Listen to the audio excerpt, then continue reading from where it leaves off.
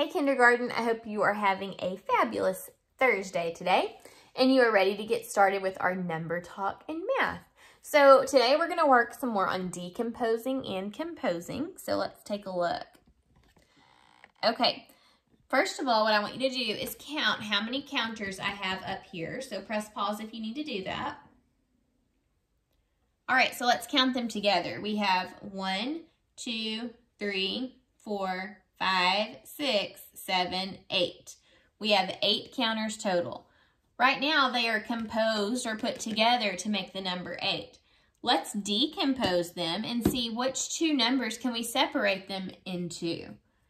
Okay, so how would you decompose 8? Well, I could decompose it by just taking a handful and putting it on one side and putting the other on the other side. So what two numbers have I made when I decomposed 8? I have 1, 2, 3, 4, 5, and 1, 2, 3. So 5 and 3. 8 can be decomposed into 5 and 3. We can take 5 and 3 and put them together to compose the number 8. Remember, decompose when we break apart. Compose when we put them together.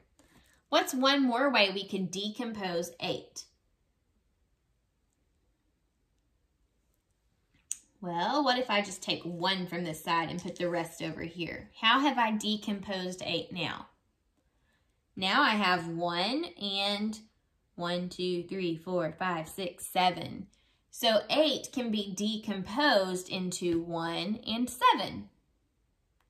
If I take 1 and 7 and put them together, now I can compose the number 8. All right.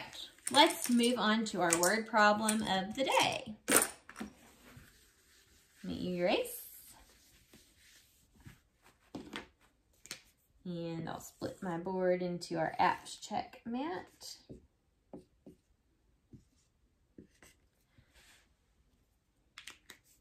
Okay, here's our problem for the day. Let's read it together. Brian had 10 Legos. He lost 7 of them. How many Legos remain? Okay, what is the question that we're being asked here? What are we trying to solve? Let's go back through and listen carefully for the question. Brian had 10 Legos. He lost 7 of them. How many Legos remain? The question that we're being asked to solve is how many Legos remain? See, it ends with a question mark. So that's the question that we need to solve. Now, let's go back through and listen for anything that's important about Legos. Brian had 10 Legos. Ooh, what's important in that sentence? 10, right? It tells us how many Legos. There were 10. He lost 7 of them.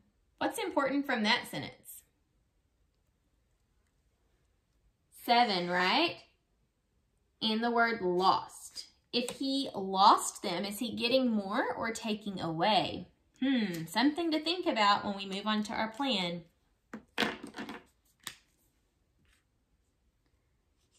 So we've got plus and minus. And our part whole mat.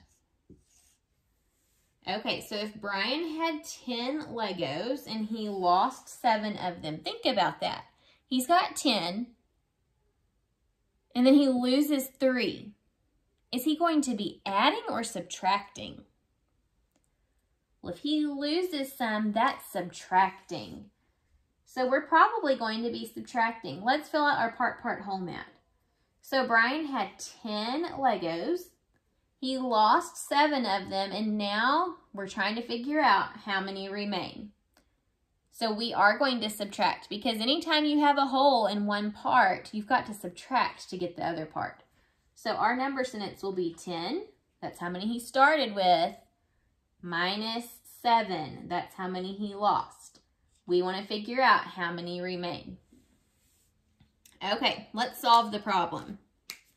I think to start by solving today, I'm going to use my my linking cubes.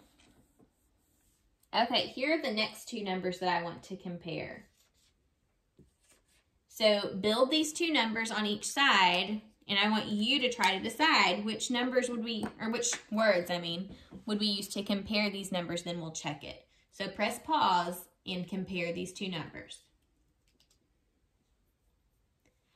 Okay, so on each side, you should have drawn out the number to start with. So we have 9, 1, 2, 3, 4, 5, 6, 7, 8, 9.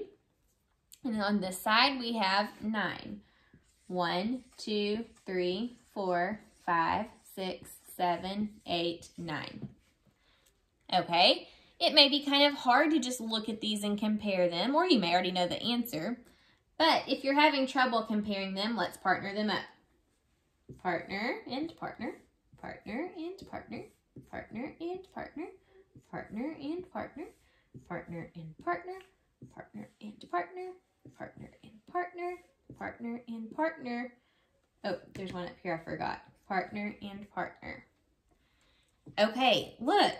This side all got a partner and this side all got a partner. So that means what? That means both sides are the same. Or we can say both sides are equal. So we will choose the words equal to. 9 is equal to 9. Did you get that correct? Good job. Let's do two more together.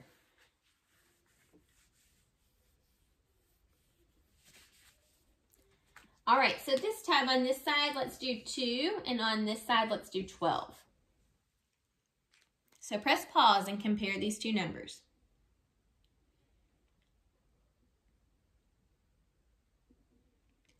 All right, on the 2 side, you should have represented 2, 1, 2.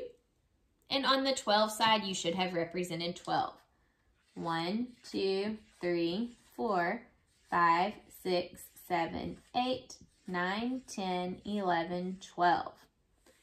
All right, you can easily see on this one without having to do anything else which one is the least and which one's the greatest.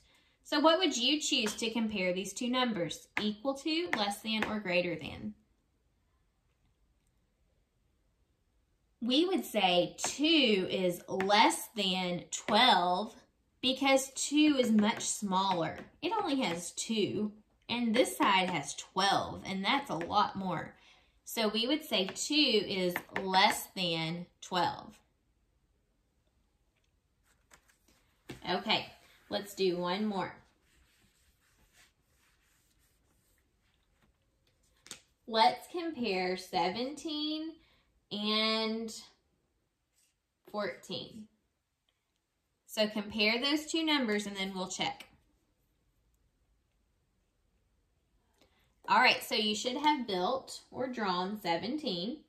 1, 2, 3, 4, 5, 6, 7, 8, 9, 10, 11, 12, 13, 14, 15, 16, 17. And then 14. 1, 2, 3, 4, 5, 6, 7, 8, 9, 10, 11, 12, 13, 14. All right, now let's compare. You may be able to already know what it is without having to do this, but if you don't know how to compare these two numbers, watch carefully and see what I do.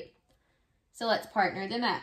Partner and partner, partner and partner, partner and partner, partner and partner, partner and partner, partner and partner, partner and partner, partner and partner, partner and partner, partner and partner, partner and partner, partner and partner, partner and partner, partner and partner. Still have some left, but there's nothing else to partner up on this side. So since this side with 17 has some remaining or left over, but 14 doesn't have any left to partner, that tells us that 17 is the greater number and it comes first. So we will choose 17 is greater than 14. It is the greater number. 17 is greater than 14. Keep practicing equal to, less than, and greater than. and we'll see you next time. Bye.